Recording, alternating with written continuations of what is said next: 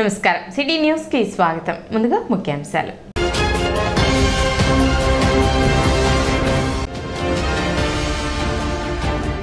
రాముని ప్రతిష్ఠ సందర్భంగా వాడవాడల రామనామ స్మరణతో మారుమ్రోగిన తెనాలి.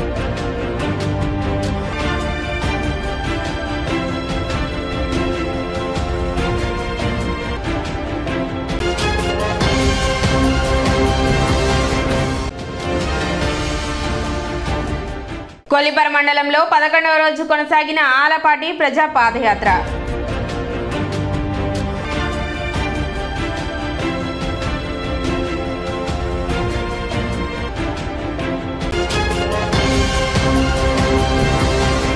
స్పందన ద్వారా సబ్ కలెక్టర్ కార్యాలయంలో 10 అర్జీలు అందాయని సబ్ కలెక్టర్ ప్రకాష్ జైన్ తెలిపారు. సబ్ కలెక్టర్ కార్యాలయంలో ప్రతి సోమవారం నిర్వహించే గ్రీవెన్స్ లో సబ్ కలెక్టర్ కు 10 అర్జీలు అందాయి. వాటిని వీలైనంత త్వరగా పరిష్కరించేలా చర్యలు తీసుకుంటామని సబ్ కలెక్టర్ ప్రకాష్ జైన్ తెలిపారు.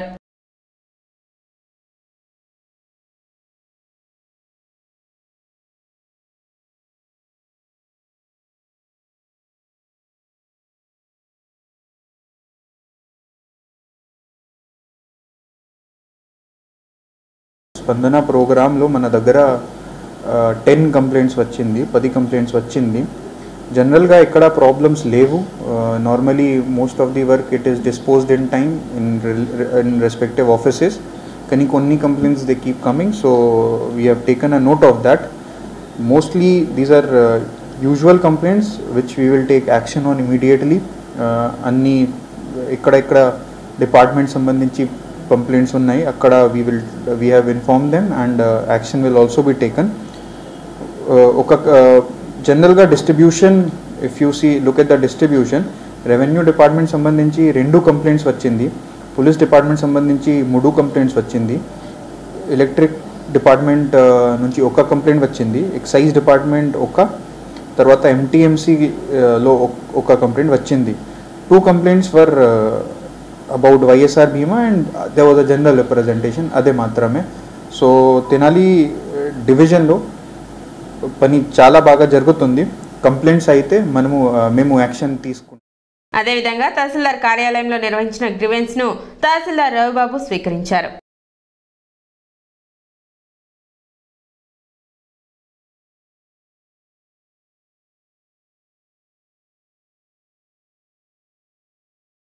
అంగన్వాడీలు విజయవాడలో ఆందోళనలకు హాజరవ్వకుండా పోలీసులు వారిని అరెస్ట్ చేసి స్టేషన్లకు తరలించారు. 1 టౌన్ పోలీస్ స్టేషన్ లో ఉన్న అంగన్వాడీలకు మద్దతుగా టీడీపీ మహిళలు వారికి సంఘీభావం తెలిపారు. అంగన్వాడీల న్యాయమైన కోరికలు తీర్చడంలో విఫలమైన ముఖ్యమంత్రి జగన్ వారిని అర్ధరాత్రి అరెస్ట్ చేయించి పోలీస్ స్టేషన్లకు తరలించడం దారుణమని అన్నారు. మహిళలకు న్యాయం చేయలేని ముఖ్యమంత్రిని త్వరలోనే గద్దె దించుతారని టీడీపీ మహిళలు ఆగ్రహం వ్యక్తం చేశారు.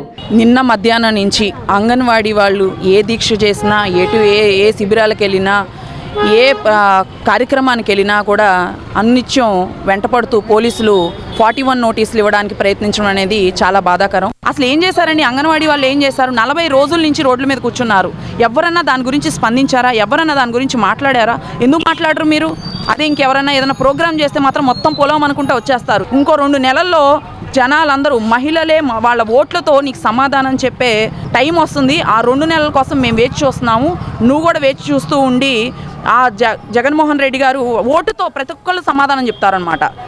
అంగన్వాడీ వాళ్ళకి ఇక నుంచైనా వాళ్ళకి భద్రత కల్పించాలని చెప్పేసి తెలుగు మహిళల తరపున కోరుకుంటున్నాం.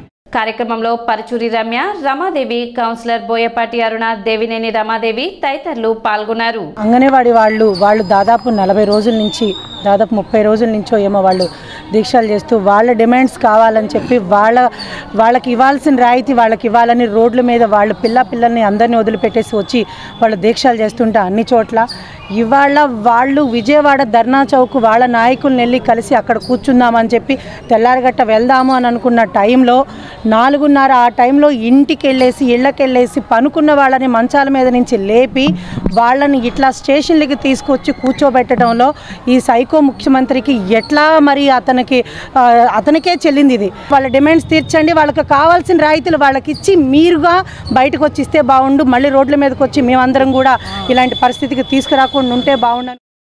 అయోధ్యలో రామ మందిరం ప్రతిష్ట కార్యక్రమం సందర్భంగా తెనాలి పట్టణం రామనామ స్మరణతో మారుమోగింది. పట్టణంలోని పలు దేవాలయాలు, వీధులలో మందిరాలు ఏర్పాటు చేసి శ్రీరామునికి ప్రత్యేక పూజలు నిర్వహించారు.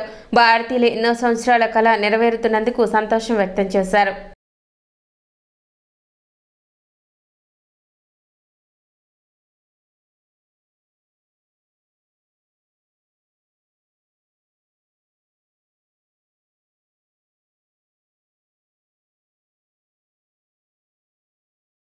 అయోధ్యలోని బాలరాముని విగ్రహ ప్రతిష్టా మహోత్సవాన్ని పురస్కరించుకుని ఈ రోజున తెనాలిలోని శ్రీ సూచలాసమిత పంచముఖ ఆంజనేయ స్వామి ఆలయంలో విశేష పూజాది కార్యక్రమం నిర్వహించడం జరిగింది. ఆలయ ప్రాంగణంలో వెంచేసినటువంటి శ్రీ హనుమ సీతారామచంద్ర స్వామి వారికి తులసి దళార్చన కార్యక్రమం, అలాగే భక్తుల చేత సామూహికంగా రామనామ పారాయణ కార్యక్రమం, అన్న సంతర్పణ కార్యక్రమం నిర్వహించడం జరిగింది. శ్రీ పంచముఖ ఆంజనేయ స్వామి సంకీర్తన సేవా సమితి ఆధ్వర్యంలో ఆలయ వ్యవస్థాపక కుటుంబ సభ్యులు ఎస్బీ శివ గారు, ఈవో అవతి శ్రీనివాసరెడ్డి గారు పర్యవేక్షణలో వంశపారంపర్య అర్చకులు శ్రీనివాసమూర్తి గారి యొక్క ఆధ్వర్యంలో ఈ యొక్క కార్యక్రమం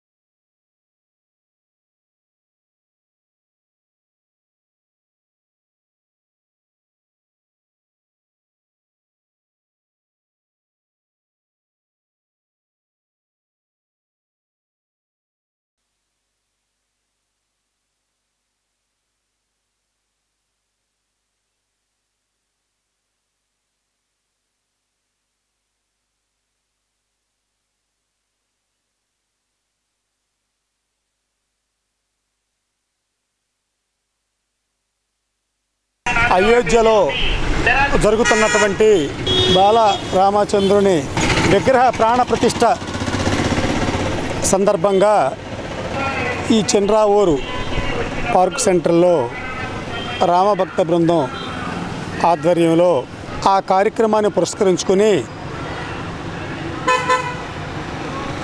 శ్రీరాముల వారికి మరి పుష్పమాలలు అలంకరించి పూజా కార్యక్రమాలు నిర్వహించి తదుపరి విచ్చేసిన భక్తులకి ప్రసాద వితరణ కూడా ఒక 500 మందికి చేయటం జరిగింది. గుడివాడ తాలూకా రాఘవాపురంలో జన్మించిన అక్కినేని నాగేశ్వరరావు తెలుగు చలనచిత్ర రంగంలో ఎక్కని స్థాయి లేదని సాయి లక్కరాజు అన్నారు. సోమవారం సాయంత్రం 4 గంటలకు స్థానిక మార్స్పేట స్వరలయ కార్యాలయంలో జరిగిన అక్కినేని 10వ వర్ధంతి సదస్సుకు స్వరలయ వేదిక వ్యవస్థాపక అధ్యక్షులు సాయి లక్కరాజు ప్రారంభించి ప్రసంగించారు. స్వరలయ వేదిక సభ్యులు విశ్రాంత బ్యాంక్ అధికారి డి సుబ్రహ్మణ్యేశ్వరరావు మాట్లాడుతూ తెలుగు సినిమా పుట్టింది 1931లో, అక్కినేని సినీ నటులైంది 1941లో. అంతేకాక పద్మశ్రీ, పద్మభూషణ్, పద్మవిభూషణ్ 3 పద్మలు అందుకున్న తొలి నటులు అక్కినేని అన్నారు. తొలుత స్వరలయ వ్యవస్థాపకులు సాయి లక్కరాజు, సుబ్రహ్మణ్యేశ్వరరావు అక్కినేని చిత్రపటానికి పూలమాలలు వేసి ఘనంగా నివాళులు అర్పించారు. ఈ కార్యక్రమంలో శ్రీధర్, నటులు మల్లేశ్వరరావు, హేమాచారి, సురేష్ బాబు, రొంపిచెల్ల సురేష్, జె ఉమామేశ్వరరావు తదితరులు పాల్గొని నటులు అక్కినేని నాగేశ్వరరావు చిత్రపటానికి పూలమాలలతో నివాళులు అర్పించారు. అంటే బహుశా ఆయన వయసు అప్పుడు 6 ఏళ్ళు ఉంటాయి. 6 ఏళ్ల వయసులో ఆయన హరిశ్చంద్ర అని నాటకంలో నారదుడుగా హరిశ్చంద్రలు వేశారు. తర్వాత నారదుడుగా శ్రీపాద్ధారణలు వేసినప్పుడు 1941లో మొట్టమొదటిసారిగా సీతారామ జననంలో రాముల వారిగా సినీ హీరోగా అరంగేట్రం చేశారు. 1953లో దేవదాస్గా ఎటువంటి విజయాలు సాధించారో తెలిసిందే. అంటే దాదాపు 1941 నుంచి 2014 దాకా 256 సినిమాల్లో నటించారు ఆయన. అందులో 80% హిట్ సినిమాలు ఉన్నాయి. మరణించినాక 8 ఏళ్ల తర్వాత పవిత్ర హృదయాలు అనే సినిమా కూడా ఈ మధ్యకాలం రిలీజ్ అవ్వడం జరిగింది. అక్కినేని నాగేశ్వరరావు గురించి తెలియని నటుడు ఉండరు. అటువంటి గొప్ప నటులు చనిపోయి 10 ఏళ్ళు అయింది. ఇది 10వ వర్ధంతి సభ. వారి స్మృతిస్తూ ఇక్కడ స్వరలయ సభ్యులు, కళాభిమానులు, నటులు మేమంతా ఆయన అక్కినేని నాగేశ్వరరావు గారి చలనచిత్రాన్ని చేసే సేవల్ని గుర్తు చేసుకుంటూ వారి స్మారకంగా తెనాల్లో త్వరలో స్మారక అవార్డు, అక్కినేని స్మారక అవార్డును పెట్టి సుప్రసిద్ధ కళాకారులకి ఇవ్వాలని నిర్ణయించడం జరిగింది. తెలుగు సినిమా పుట్టిన కరెక్ట్గా దశాబ్దానికి జన్మించిన స్వర్గీయ అక్కినేని నాగేశ్వరరావు గారు వారి జీవితకాలంలో మిగతా నటులు ఏది సాధించలేని విధంగా 3 అత్యుత్తమ అవార్డులు, పద్మశ్రీ, పద్మవిభూషణ్, పద్మభూషణ్, ఈ అవార్డు పొందిన ఏకైక నటుడు. ఇప్పటికీ చిరస్థాయిగా అందరి మధ్యలో ఉన్నారు.